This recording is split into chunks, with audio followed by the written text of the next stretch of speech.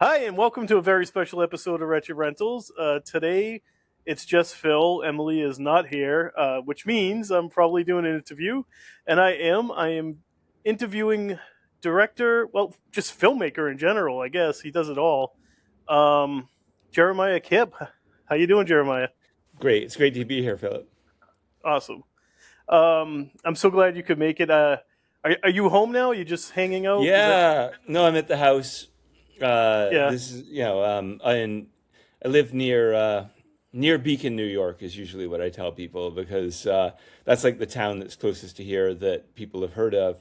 But it's about 15 minutes from where I shot Slapface, which was the monster movie that Yep. was my first Shudder original. And I didn't live up here at the time. I lived in the city, and we made the movie up here. And it reminded me so much of where I grew up in a small town called Hopkinton, Rhode Island, Okay. that Yeah. ultimately wound up moving up here, and Just fell in love hence with it. hence this. Yeah, it was like country life. Yeah, yeah. Well, so me and Emily, we grew up just outside of Boston, Oh, okay. and we now live up in the sticks, up in Maine, Oh, and it's kind of wow. the Stephen same King thing. country. Yeah, yeah.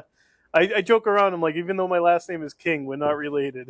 It's not a You're a spirit animal. yes. We were actually up in Bangor 2 months ago. We saw his house and everything. We just kind of Oh, did the nice. whole like we fanboyed out. That's awesome. I asked because you were in Salem, Massachusetts last weekend, right? I was for the festival. They were screening one of my short films called The Safety Games, and I was only able to come up for the one day on Friday, but then Yeah, they were screening a bunch of awesome films over the next 2 days. Like they were doing a documentary about the Addams family, and Emily Bennett and Justin Brooks were screening their film Bloodshine, which is a wonderful film. So, a yes. lot of good stuff up at Salem that I didn't get the chance to see. What's funny is we had no idea about uh, the Adams Family documentary that was coming out, Oh, and we had done an interview with them about a month ago, a little over a month oh, ago, and wonderful. my wife was like, "Oh, what'd be really cool is if we did a documentary on them. They got a great story." I So know. I'll I have to haven't break her seen the heart. documentary yet, but I'm sure it's excellent because they're just such an interest. Their setup is so interesting, and the way that Yeah, they work through their familial problems through making films is so interesting. Did you yeah. see They the just movie? the documentary, or Mm. no, I have Yeah, not yet. No. not yet. Me either. Yeah, I'd like to check it out though. So Yeah. we were in Salem on Friday as well. We didn't get to make it. Being up from Maine, we didn't get to make it down there early enough to see your Of course. film. I was No shooting for worries. that, but we actually ran into Toby Poser just randomly on Yeah. the street in Salem. It was kind of funny. It's surreal, and that's wonderful. Had you met Toby? I mean, I know that she was on your show, but had you met Toby in person before? No, that was the first time. Yeah, she's amazing. Brilliant, I brilliant I artist. joked her. I joked around with Emily. I'm like, she probably thinks we're like stalking her now. I think the Addams family knows that they have beloved fans who really admire them and their films. Yeah, they do a great job. Yeah. So you said Slapface. You moved up there because you were filming Slapface there and fell in love with the area. I will tell you, Slapface was the movie that introduced me to you. Oh, that's the perfect entry point. I'm happy that Yeah, you saw Slapface first. I It, really enjoyed it. Thank you. I, I watched it. So we have two sons, a 28-year-old and a 14-year-old, Ah, fantastic. and we watched it with both with them. I do a horror movie marathon around. My birthday is right before Halloween, so we usually do it around my birthday. And Slapface was one of the movies one year, and all of us fell in love with it. It was Ah, such a thank well you. done film. Thank you Um, for telling me, and I was so honored. I'm so honored that we were included in your marathon. I I mean I'm not just kissing your ass. It was probably the best movie that year that we watched for it. I'm grateful. Thank you. Yeah, Slapface was a movie that I was trying to get made for many, many, many years. It wasn't my first feature. It was feature number six. Yeah, So I've been trying to get that one made. A few different producers had tried to get it made and couldn't. And then, even like my third feature, Black Wake, when I pitched to those producers, I pitched Black Wake and I pitched Slapface, and they picked Black Wake. So it took a while to get that movie going. And the Yeah. thing that allowed it to happen was finally a friend of mine, a director of photography named Dominic Savilli, said, hey, I'll give you $5,000 to make a short film proof of concept of Slapface. And I said, great, so let's do it. And he said, well, why don't we crowdfund so maybe I don't have to spend 5 grand? We did, and we got 6 grand. Yeah. And he was like, good thing I didn't have 5 grand to give you, you know. He just really wanted me to tell that story because he knew that was the movie I'd been trying to make for so long. So we did a short. There was like a 5 page script. That was an 8 minute movie. And Yeah. it did the festival circuit for like 3 years. And along the way, that's when we met the producers who ultimately came on board and made Slapface Sweet. the feature. And people always think that it was a short that I expanded into a feature, but it wasn't so. It was a feature that we did a short film of and To then sell it. to sell it. And we finally were Yeah. able to. Is that short like available anywhere or? It's on the Vinegar Syndrome box set, or the steel box. You know, Okay. so people can see the short film that way. It's not online or anything like that, but it is Yeah. available. You know, like the Vinegar Syndrome did an amazing job. They did a bunch of behind the scenes stuff and documentary things and Mhm. commentaries and also the short film, so people can see, you know, the genesis of the feature and then the ultimate, uh, as it was intended, the feature that we always wanted to make. Yeah, very cool. So okay, you brought up Black Wake. Oh boy. Um, I mean, there was so many personalities in that movie, just from the acting perspective. You There were so know? many personalities making that movie, you know. Yeah. I mean, it's kind of the reason it kind of feels like everything in the kitchen sink is because the original script was by this writer named Jerry Janda. So, like, Mhm. it's interesting to compare Black Wake and Slapface because I wrote Slapface. There was no interference from the producers, and I made the movie that I wanted to make. And Right. with Black Wake, we had a script by Jerry Janda. Like, we also had done a couple of short films together and pitched this movie. And they were like, okay, let's go. And originally, it was like a very quiet, contained, found footage movie that mostly took place in this lab. Right. Uh, and it was just one of those projects where like endless reshoots and endless rewrites. Like there must have been four or five different writers on that thing. I eventually wrote 20 pages of material just to stitch Yeah. stuff Yeah. together at some point. It wasn't, you know, it was an interesting experience making that movie because it just was one of those films where you could see the thing that we wanted to do at the beginning and the thing that we wound up with were completely different, Please.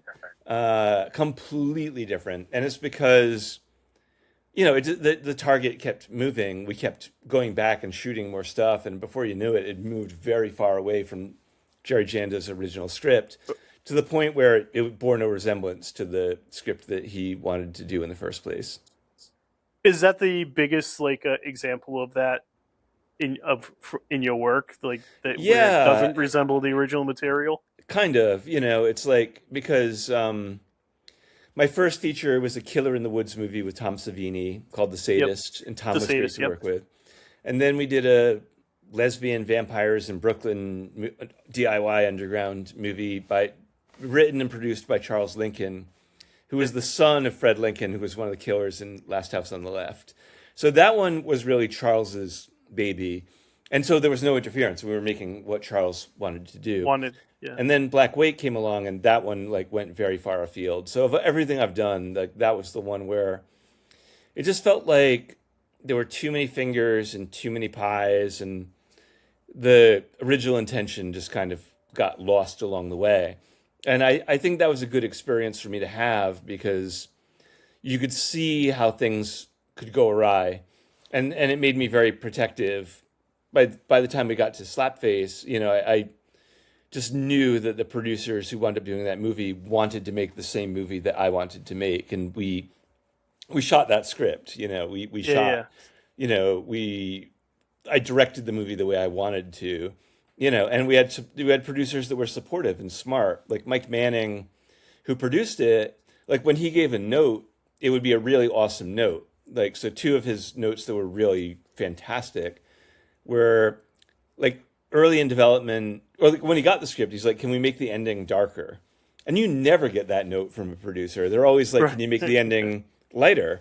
Like, I mean, Right. it was one of those things where, like, in earlier drafts, because of producer notes, I'd made a softer ending, and he read it and was like, "Make it darker."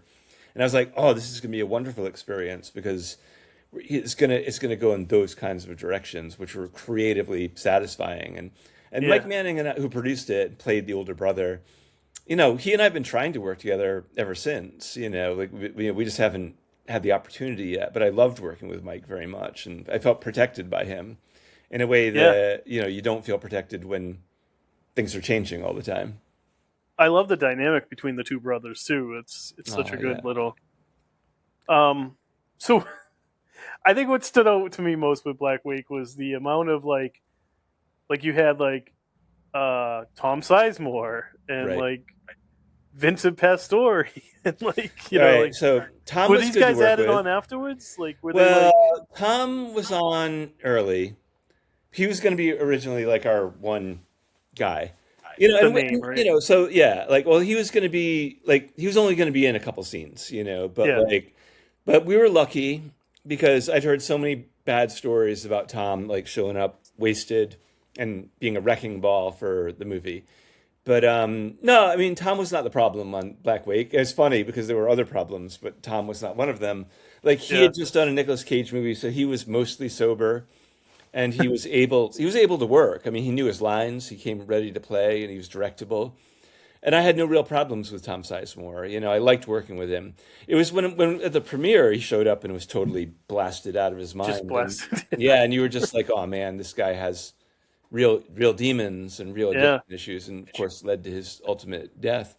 But Vincent, all right, I mean, so the thing with Vincent is he's playing a scientist, right? And we yeah, made offers to all these different actors who didn't want to play that part because it's a boring part. You show up, you're doing exposition.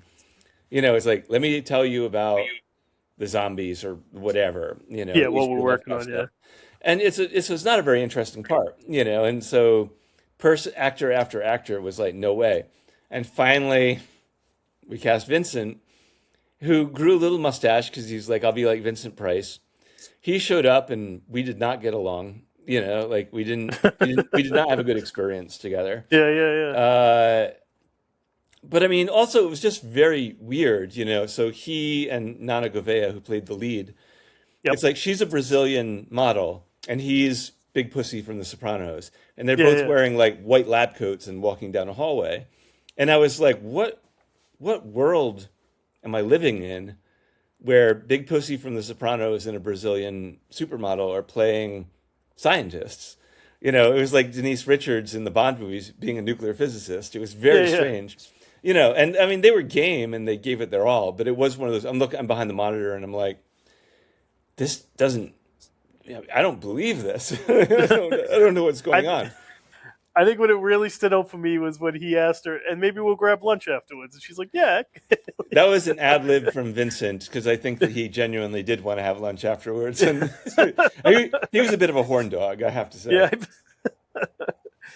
How was working with Eric Roberts? Was he? Eric did his job, like we needed, it was another very expository role. So like, I was like, well, let's throw Eric in. He's weird. He's Yeah, from New Orleans. He'll have a peculiar spin on that part. Uh, and Eric showed up and did his bit, and then flew away and went and did another one of the 300 movies he makes yeah. I per was gonna say year. he's got like 700 movies. Yeah, Yeah, I mean he definitely likes to work, and he shows up, he does his job, and then he goes and does another movie. yeah. Good for him, man. I mean, it's like living his best life. Yep. Um. All right. So, how did the mortuary assistant come about? It came about through Slapface. So we made Slapface, we finished it, and we submitted it to festivals. So it played at Cinequest and got an audience award there. And that put us on the radar of Epic Pictures Group, who became our sales agent. And then they sold it to Shudder. So Okay. Epic and Shudder both co-produced Mortuary Assistant. Epic owned the rights to the video game. And the video Okay. game, which was released through Dread XP, their horror games division, made gazillions of dollars for Epic Pictures Group. So they were like, this is a movie. Uh, so they called me up and said, hey, how would you like to adapt a video game? Not saying what video Which game. one? And I said something really clever, like, why would I want to do that? You know, I mean, all I could think about were movies like Super Mario Bros. And Street Fighter that were Right, right. failed video game adaptations. And then they sent me the Mortuary Assistant, the game. This is before they had a script, and I played the game and I absolutely loved it. I absolutely loved the game. I loved the characters. I loved the world of it. I loved the Yeah. location. I loved how strange and bizarre and eccentric it was. I loved how creepy it was. Uh, but mostly I loved the characters. So they interviewed a bunch of different directors, me being one of them. And I just talked a lot about Rebecca Owens as a person, and how much I wanted to make a movie about her, Right. and how interesting the mortuary science was, how detailed the mortuary science was in the game. And the game creator, solo game developer Brian Clark, really liked my take on it, and he responded to my point of view about his game. So afterwards, after talking to everybody, he was like, Jeremiah's the guy, and they hired me. And then it went through a development process until they had a script by Tracy Beebe that Shudder and Epic all approved. Approved. And Yeah. and then off we ran. It was like it was a really fantastic experience making that movie because even though the game is set in New England, they shot it out in Missouri for a tax Yeah. incentive reason. But they built the entire mortuary from the ground up. Like it was the biggest set build I've ever been on as a director, where every room in the mortuary was built to specifications based on the game, For and that was shooting and for shooting. Yeah, it was yeah. incredible. So the production designer Chelsea Turner and I would be talking to Brian, the game creator, and we'd be creating floor plans and changing some things from the game to make Yeah. it better for a movie. But that was awesome. I mean, I absolutely loved bringing Brian's world to life. And when Brian came to set and was walking around this location that he just thought of in his head and designed as a game, it was really magical. He was originally going to stay for 5 days. He was going to come in for day one of the shoot. Then on day 2 and 3, he was going to play a dead body. And then day 4 and 5, he would just hang out. But he had such a good experience that he called his family and was like, I can't leave here. This is a once in a lifetime opportunity. And he Right. stayed for the entire shoot. And he was with me the entire, like all through post. I mean, he was a real collaborator. He wound up being very hardwired into the making of the movie. And we became really good friends. We'd love to collaborate on other stuff, whether it's a mortuary prequel, sequel, or something brand new. Like we just Yes. enjoyed the spirit of our collaboration. I can tell you, it is a beautifully shot movie. There's some great um when she's looking down the stairs at the first time. That is it seems like such a basic shot, but it's so well, it's very creepy. It's Oh, like, it's great to hear. and when he comes around the corner, is it Dever, right? Is that his last name, the character? Raymond Um, Delver, yeah. yeah, and he comes around the corner and he's like, where are you going? Why are you going down there or something like that? It's such a great, now you're like, well, what the fuck's down there? Like I gotta Yeah, like of I gotta know, course. No, it's a And wonderful there, tease for the audience, yeah. yeah, and it's just like little shots too, like the when she goes back to the mortuary on what's supposed to be her day off, and it's raining, and there's like the camera is going up the hallway and kind of swings into the window, and you can see her car in the parking lot. Right. It's like just simple but like very effective shots, like Well, that's good just to beautifully hear. done. Yeah, I spent more time working on shot construction for Mortuary Assistant than any other movie. So, like for 3 months, the director of photography, Kevin Duggan, and I would Zoom, and we would just talk through the entire script and talk through the shot list. And Yeah, it was like two little kids though, because it's like, wouldn't it be cool if she looks through a hole in the coffin, and the camera goes through the hole and sees her eyeball looking yeah, through it, like stuff like that. We like, so the movie was very much made in that Alfred Hitchcock style, where every shot was mapped out ahead of time in advance, and I did that yeah. more on Mortuary than any other movie, because because Slapface, I mean, even though like we preconceived that movie too, that was one where it was a little more like we would show up on set and block it out with the actors, and the director of photography and I'd worked together for like 15 years, so we had a really strong sense of how we wanted it to look and feel. Right. But we also discovered a lot of things on the day. And with Mortuary Assistant, almost everything was planned out ahead of time. It had to be because of we have stunts and special effects and Right. Right. all sorts of crazy shit happening every day. And even though the budget was decent, it was still a low budget independent film where, we could never fall behind. So we had to very much pre-visualize what Keep the up. movie was going to be. Yeah. Um, the other thing I wanted to ask about Mortuary Assistant is who was your effects guy, because the Oh, he was practical genius. effects looked amazing. Yeah, we had a brilliant genius working with us named Norman Cabrera. And Norman's been doing special effects since he was a teenager. He's 10 years older than me. So he was a protege of Rick Baker. He was like a Okay. kid that wrote Rick Baker a letter and was like, "Dear Rick Baker, I am a special effects artist. Here are some photographs of my work. I would love to work for you." And then Rick Baker called him up and was like, "Hey, how old are you?" He's like, "Well, I turned 17 in a month or whatever." He's like, "All right, uh, turn 17, then get yourself a ticket out to Los Angeles. I need help making whatever movie he was working on at the time." And then he Yeah. worked for Yeah. Rick Baker for years. Do you remember the Key and Peele sketch where they're talking about all the Gremlins and Gremlins 2? It's like, Yeah. hey, what Yeah. about Electric Gremlin?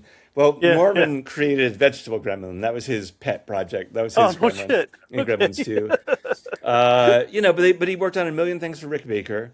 He's worked for Guillermo del Toro a couple times. Like he worked on, oh gosh, well, he worked on two movies for Guillermo, and then he did. I think he did Scary Stories to Tell in the Dark, and he did a bunch of Oh, that was movies. yeah, that was a great one too. Yeah. So Norman's been around forever, and we were looking for a special effects artist, and the producers recommended Norman, and I just fell in love with him immediately. He's a brilliant artist and a great man, Yeah. and he really cared about everything. Like when he was working on the wounds or the scarifications and the Yep. mortuary science on the dead bodies. He wanted to see photographs of every actor playing dead bodies so he could match their skin tone exactly. Uh, I mean, the very because he knew how close we were going to get to his effects, and he's like, I Right. want to match their pigmentation absolutely perfectly. So Right. Norman Seamless. is, Yeah. yeah, seamless. He's a resident genius and a brilliant artist and a great man. I absolutely loved working with Norman. I would work with him anytime. It's got to be great working with somebody who's just so into their craft. You know what I mean? Oh Like, yeah. He was still like he still has that kid, that little kid inside of him who loves special effects and magic tricks and horror movies. yeah. He's got that level of enthusiasm for the work that he does. He was an absolute genius, brilliant to work with. All right. Let me ask you this: when you're not directing or getting ready to direct, I know it's not just being on set. There's a whole lead up and everything. Oh, There's sure. pre-production and everything. What are you doing for fun? What's Jeremiah's like just like hangout move? What's my hangout move?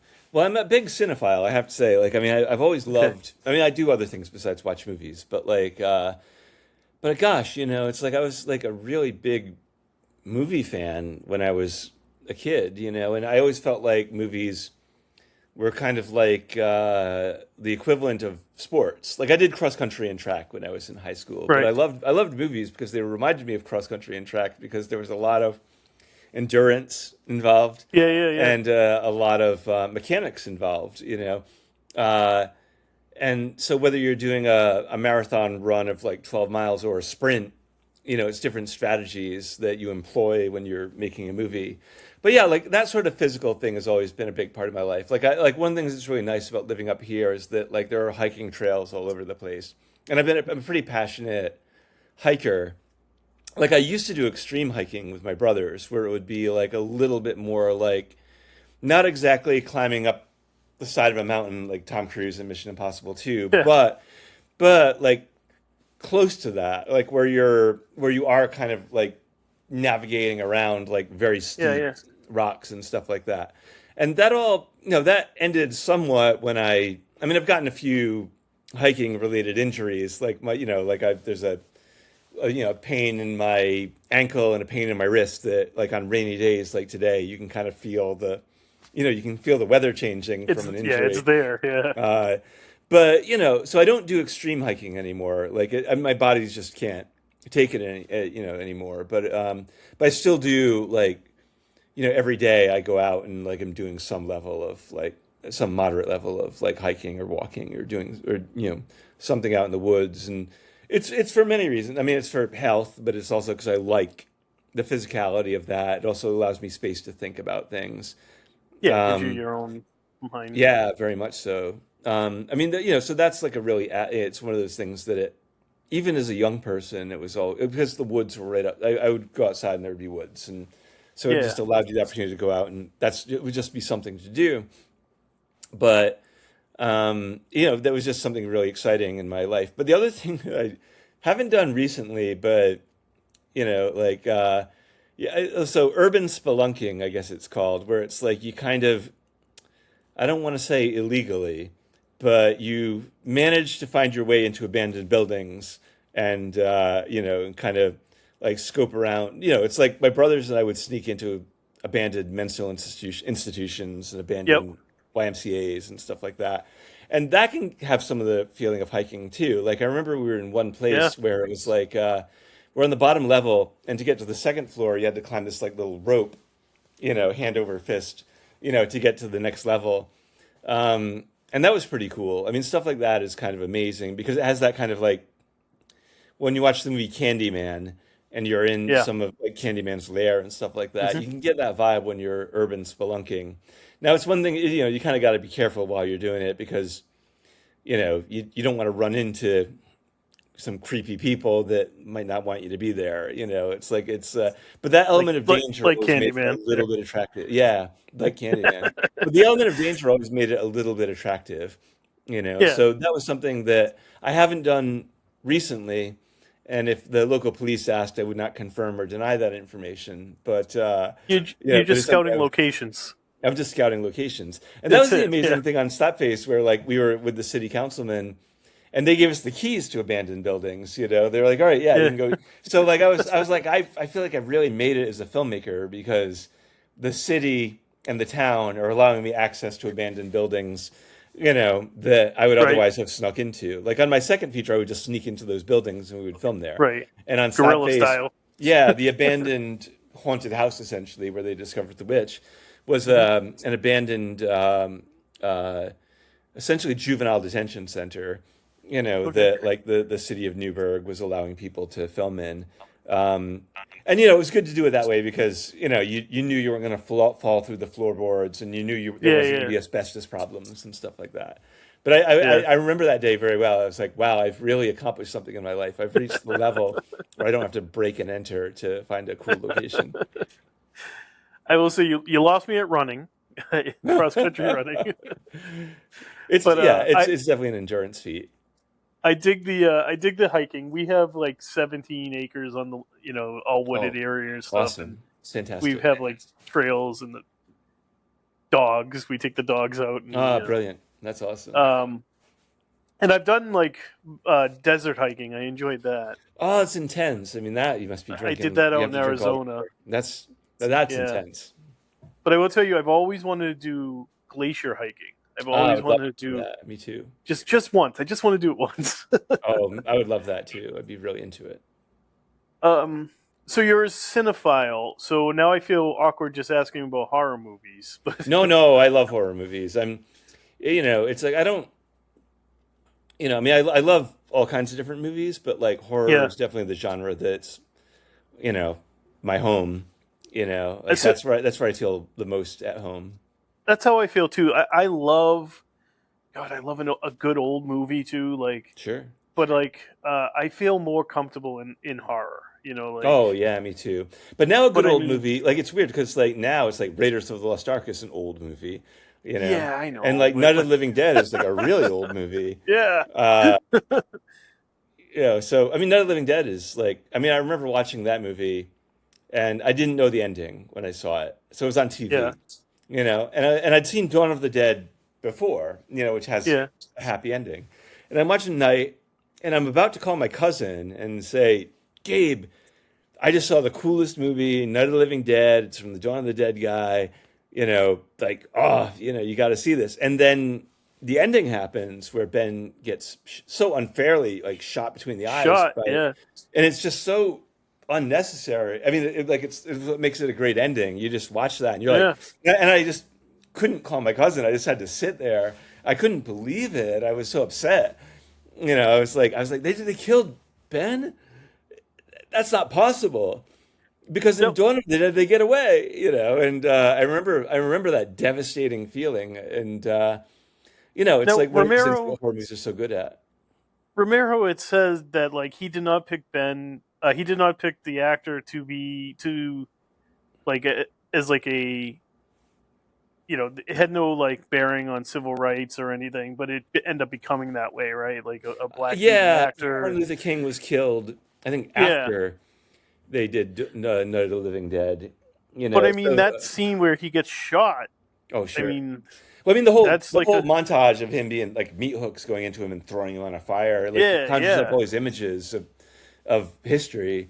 You know, So Uh, like it's hard not to believe that that wasn't at least in the back of his head a little bit. Like yeah. Well, I think they cast Dwayne Jones because he was easily the best actor in that yeah. film. I mean he's You know, fantastic. oh, he's brilliant. But then, Yeah, once he's cast, I'm sure. I mean, I think it would be disingenuous of Romero to say that it wasn't on his mind. right. It had uh, to be just like that yeah, ending. it's Like very powerful. yeah. It's a really undeniable ending. And It's part of the shocking. reason why I think it like that ending. I think is part of the reason why it holds up even to today. Like it's Oh, just no question. It's very yeah. powerful. Because I Yeah. would tell you, I don't think it's his best movie, but No, it I think it's up there, but like Dawn or Martin or like two of my favorite. Creep Show, yeah. my three favorite. And I love the Crazies, Oh yeah, Crazy's is but also a good but like ending. Yeah, but I think Night is probably his most important film. yeah. I Like mean, in terms of impact and in terms of yeah, changing cinema, Night of the Living yeah, Dead is a ground change. It's a game changer. But I love like I mean I still think it's a classic. But yeah, like I'm more of a like in the Dead series, Dawn is easily my oh favorite. easily yeah. And Martin like really strikes a personal chord with me. Like Yeah. Martin was one of those movies that was on my mind when I was making Slap Face in terms of tone and in terms of atmosphere and mood and character and stuff. And then Creepshow is just uniquely like I don't know more than any other movie. It's captured the flavor of EC horror comics and Tales from the Oh, Crypt comics and yeah. stuff It's like like that. literally watching a comic book come to life. Yeah, and so the Tales from the Crypt TV series like came close, but Creepshow Yes. really nailed the tone above anything else. Did you watch the Creep Show television series I that didn't see all of it. Like I saw the first episode where they adapted a really great Stephen Stephen King King story? It's a story, great. and Yeah. I didn't think the adaptation of the story I think is brilliant, and the adaptation is eh. Like it was sometimes hard to translate Stephen King to from Yeah. page to screen. But I think Creepshow has had some good episodes. Like I really liked the Joe Lynch episode with Barbara Crampton. Yep. I don't know if you remember that one. It's like she's a landlord and there's some stuff going on in the basement. So she hires a handyman, and Yes. then shit Yes. goes down. And Yes. I thought that one was pretty good. I was like, oh yeah, Joe Lynch definitely gets Yeah. The the creep TV show show is pretty tone. good. I liked You it. brought No, up. I wish it were still running. I would love to have Yeah. taken a swing Um. at it. You brought up Tales. They just released it on Shudder for I'm the first time. thrilled. It's streaming. I'm I so almost want to thrilled. do like a total rewatch. Oh, you Like should. It holds up. I mean, there were so many good directors who did episodes. yeah. Like the first three episodes were directed by like Walter Hill, and then Robert Zemeckis did the Santa one, Yeah. and then I forget, like and then some other really awesome directors came, like John Frankenheimer and William Friedkin directed episodes. Yeah. William It was Friedkin. like Yep. really high caliber and Yeah. awesome They casts. and I remember it being so. I was a little bit young when it came out. Mm, Um, when it was first on HBO. yeah. But I remembered, and I think it was like at like 11 o'clock at night or something like that. Mm. But I remember staying up and watching it, and it was almost like appointment viewing. Like, yeah, I wanted to see the next episode. You know? Oh yeah, it was really fantastic. Yeah, Uh, a really great series, really smart, really funny. And then I did, like I didn't see the feature film Tales from the Crypt Demon Knight until a couple years ago, and that blew my mind. I was like, yeah, how could I have missed out on this really terrific movie? yeah. Great Even cast, beautifully Bordello directed. of Blood wasn't bad either. Sure. Bordello of Blood, my gosh. Bordello of Blood for me is like Black Wake. I'm like, oh my God, it's like watching a house on fire. But I do agree. Like, I mean, like Bordello, about it is though highly watchable, and it is a Tales from the Crypt Yeah, it has its place. movie. Oh yeah, totally. Yeah.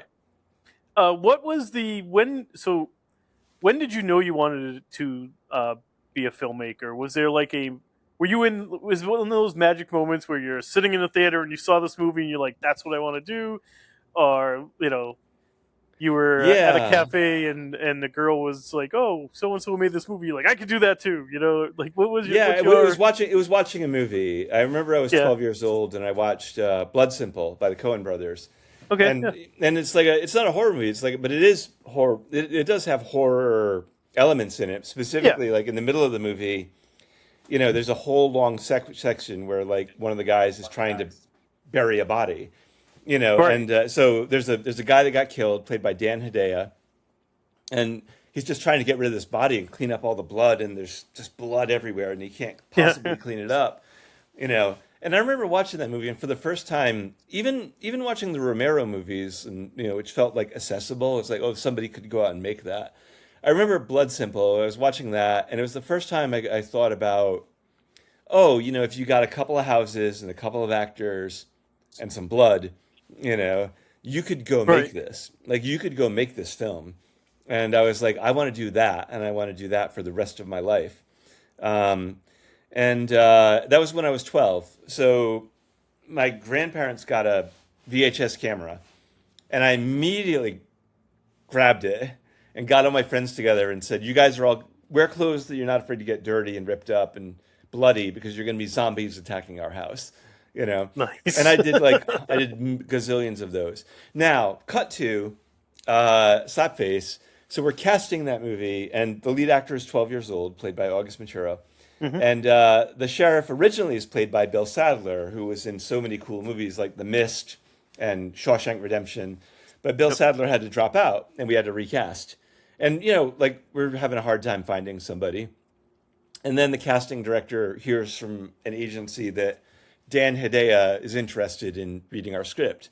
Now, Dan, it felt like kismet. I was like, oh my God, right Dan was the guy in Blood Simple, that like that was made me want to start doing this. that Yeah, he was the actor that was in that movie that made me want to make movies. I was like, oh my God. It's like if we cast him, I would love him as an actor, but it'd be meaningful to me just as a person, just to be like, we right, cast an actor for a movie that made me want to make movies. right. So Dan read the script, and I wrote him a letter. I was like, Dan, you were in Blood Simple. It was a very important film to me, and it was really sweet because he said yes. He really wanted to do the film. He really responded. Like on page 1, he saw the two brothers slapping each other, Yeah, and he's like, yeah. He's not even in that scene. He was like, right. yeah, I want to be in this movie. It's like I want to be the sheriff who knows those people. It's like Yeah, that yeah. made him want to do it. So the day of the shoot, or whatever. I mean, we're midway through principal photography. Dan shows up, and we hang out for like an hour. And we talked about the character, of course, and we talked about the movie. But then he was like, "So I heard that Blood Simple was the movie that made you want to make movies." I was like, "Yeah, it was. It was very special to me. It's very special to me that you're here." And he's like, "You know what's funny is like there have been 3 movies in my life, or 2 movies and a TV show, where 3 times I've said, that sounds stupid, and I almost didn't do it. So one was Blood Simple. He was like, I don't want to go to that audition. Two brothers, Texas, Yeah, they're not going to know anything. They're going to be so green. But then something compelled him to go, and he did Blood Simple. And then the next one was Cheers, the TV show. He's like, yeah, it's a sitcom. I'm a serious actor. I don't do sitcoms. Something compelled him to do it, and he did it. And then when his representation sent him a slap face, they're like, this horror movie, Slapface. He's like, oh, horror movie. Why? Slapface. And he was like, pass. But then he was like, wait, no, something about that title. It's a weird title. Pulled him Extended back a little in. bit. And Yeah, then and so he said, it's weird because like some of the most meaningful experiences in my life have been things that I almost passed on. sabotaged myself on. Yeah, it's funny. And he was lovely because he did the movie. It was great, and then when Mike Manning was driving him home, he was very happy. He was like, man, it's very good to work on a movie where everybody cares. The director cared, and the DP cared, and the other actors cared. That little boy was wonderful. He's like, Yeah, everybody cared about what they were doing. It did have that blood simple feeling of everybody wanting to make something special. And he said, if I never make another movie, I could be very happy and very proud to retire on this one. that's Now, cool. now he did one more movie after ours, Yeah, before retiring. But it was very still a nice moving. gesture. But it was very moving to hear him say that. That was lovely. Yeah. Is there somebody that you haven't worked with yet that you'd love to? Like, Yes. I keep telling people I want to work with Tom Atkins. Tom okay. Atkins of Halloween 3 and Night of the Creeps and The Yep. Fog. And I don't know, it's either I say Tom Atkins and people are like, who? You know, or I say Tom Atkins and they're like, we don't want to pay for Tom Atkins, whatever. So I've never been, and even Black Wake, I was like, what about Tom Atkins for the part that Vinny played? And they were Yeah. like, we don't know who Tom Atkins is, and What a and shame. it's probably for the best because Black Wake is a movie that I have mixed feelings about, but like I still Yeah. would have gotten to work with Tom Atkins, who is my favorite actor, and like the last season of the Creepshow series, Tom Atkins was on an episode of that, Yeah. and I was like, damn it. It's like I'm not going to be able to direct Tom Atkins on Creepshow, even. I mean, and then the show, of course, moved on. I do hope that Shudder decides to reboot Tales from the Crypt. If they do, then I would say, is there anything in the Tales from the Crypt repertoire where I can work with Tom Atkins? Like that would be my Yeah. Throw pitch. throw your hat in. Yeah, I mean, I would love to do a Tales from the Crypt episode if they decide to do that. I mean, there's a lot of rights issues with Tales from the Crypt, so they might not be able to. Yeah. Yeah. But if they do, the first thing I would say was like, Tom Atkins. Can I do something with Tom He's Atkins? my guy. I love him. He's my childhood hero. Like Thrill Me, Night of the Creeps. It's extraordinary. What's your go-to movie? What that you like you can't watch enough? Oh my gosh, there's so many. I mean, I must have seen John Carpenter's The Thing like 5,000 times, but like I don't know. Lately, I've been rewatching Candyman, Bernard Rose's like phenomenal Mhm. movie with Tony Todd. Like that Yep. one, I watched that one a bunch before making Slapface. Also, like the folklore part of it, like really drew Yeah. me in, and the way that that was Like a told. good But urban folklore good too. urban folklore, like Yeah. beautiful urban folklore, like the best It's urban one of folklore movie of all it's time. actually my Emily, my wife, my co-host. It's Ah, actually one of her favorites too. it's what. Oh, I love it so much. I was so Yeah. sad when Tony Todd passed away. Um, but it's just a brilliant, just a great movie all around. It's so Yeah. classy and so scary and so smart and so beautifully shot and so well Yep. made. Like the music is incredible. It is one of those movies where every single ingredient of it like is really Worked. Yeah. powerful. Yeah, it really works. He looked Yeah. great too. Oh my He God. looked great. Like I can never get enough of the scene in the parking lot where like he calls to her for the first time, and the way that they introduce Tony Todd, yeah. like this silhouette in the background, like who looks so dignified and so austere. Jesus, Jeremiah, Yeah. you're gonna make me watch it again tonight. Oh, dude, I'll watch it tonight again too. Like it's definitely my comfort food movie right now. And Yeah. Bernard Rose is a director that I also really admire. Like, I love Paper House, which is his Yeah. earlier movie that was like another kids movie. It's like Yep. kids in peril movie. But Paper House and Candyman are two very important horror films for me. Is there a horror subgenre that you haven't done yet that you'd like to do? There is, yeah. So I feel like I was able to do a little bit with folk horror and Slapface, and I was able to do a Yep. little bit of I was able to do a little bit of like the phantasm type mortuary stuff and body horror stuff in Mortuary Assistant. Yep. Uh, but I haven't done and would love to do like a really serious uncompromising serial killer movie along the lines of Henry Portrait of a Serial Killer or Man Bites Dog. Yeah. One that is not like cute or gimmicky or mainstream, Right. but is like edgy and quiet and dark and really gets to the underbelly of that stuff. Yeah. Yeah. Because I think it's a very American thing, like the serial killer. Even now, I mean, in today's world, it's changed. I mean, like the technology has changed the way that murder happens, and but I'd love to tell a very serious story about a serial killer, not as a nihilistic piece of like torture or something like that, but as a way to Right. get into like a real Or even like, spiritual person. it always seems like if it's a serial killer, they have some kind of gimmick too, as Yeah, like opposed a to just like, non-gimmicky, like the gimmick would be there's no yeah, gimmick. It's like that's yeah, what I yeah. loved about Henry, is that it just feels like you could go to a truck stop diner and be sitting next to that guy. Now, That character. correct me. Um, Henry Portrait of a Serial Killer. Hmm. Him and Otis, right? Yeah, Are they based on? real Um, people. yeah. Are they Yeah, not it's based on there. the the guy who killed Adam Walsh in? Am I wrong there? I'm not sure if he killed Adam Walsh, but I know that Henry Lee Lucas and Otis were both real people. Yeah. It was based on a real guy Yeah. who killed a bunch of people, uh, and just really bad news bears type people. Yeah. Yeah. But yeah, like I don't know, like there's a whole bunch of serial killer movies that kind of sensationalize the killer, and Right. I wouldn't be down with that. I don't think we should glorify murder. But like but that Henry, like really was a portrait of this, like a character study of this guy, Yeah. and it was disturbing to be around. I was like, man, I'd like to access that kind of thing, where it's like about hanging out with somebody that sinister. Yeah. What the true horror of that is that Yeah, there's people out there like that. Like that's right. that's the true horror of it. Like, Yeah, I mean that guy goes and buys McDonald's. That guy is pumping yeah. Yeah. gas next to you.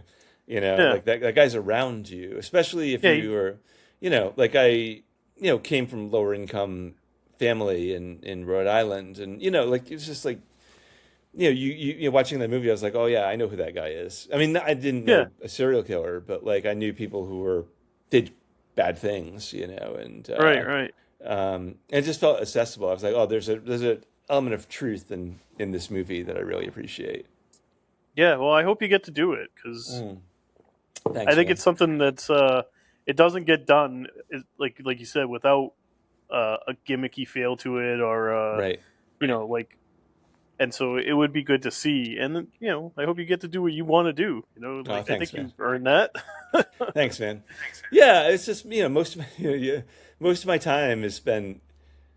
It's like pitch. You just wind up pitching a lot. And sending Yeah. out pitch decks and like proposing ideas, and you can just get in an endless cycle of uh, working with producers on trying to figure out what actor you can cast in your movie that will get the movie made and stuff like that.